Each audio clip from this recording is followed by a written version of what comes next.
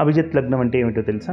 ఎక్కువగా కొన్ని ప్రతిష్టలు, అదేవిధంగా సామూహికంగా జరిగేటటువంటి వివాహాలు, దేవతా కళ్యాణ మహోత్సవాలు మన పత్రికలు గమనించినట్లయితే శుభ అభిజిత్ ముహూర్తమనందు లేదా శుభ అభిజిత్ లగ్నమందు అని ప్రస్తావన చేస్తూ ఉంటారు. దాని యొక్క విశేషం ఏమిటో శాస్త్రంలో ఏం చెప్పబడిందో ఒకసారి తెలుసుకుందాం.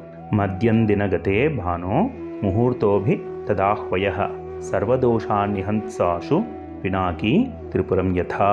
సూర్యుడు మధ్యాహ్నమును పొందుతున్నటువంటి కాలం ఏదైతే ఉందో ఆ ముహూర్తమును అభిజిత్ ముహూర్తమని అంటారు. శ్రీ సదాశివుడు త్రిపురములను ఏ విధంగా అయితే నశింపచేశారో అదే విధంగా ఈ అభిజిత్ ముహూర్తం కూడా సమస్తమైనటువంటి దోషములను శీఘ్రంగా సంహరిస్తుంది అని చెప్పబడింది. అంటే సూర్యోదయం నుంచి 4వ లగ్నం ఏదైతే ఉందో, సూర్యోదయ లగ్నం అవుతుంది కదా, ప్రతిరోజు సూర్యోదయం అవుతుంది.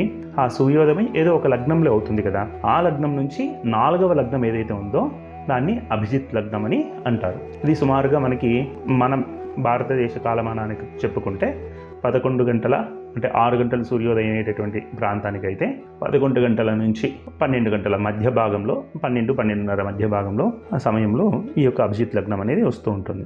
ఏదైనా ముహూర్తం మనకి కుదరనప్పుడు కొన్ని సందర్భాల్లో ఈ యొక్క ముహూర్తాన్ని ఎక్కువగా వినియోగించుకుంటూ ఉంటారు.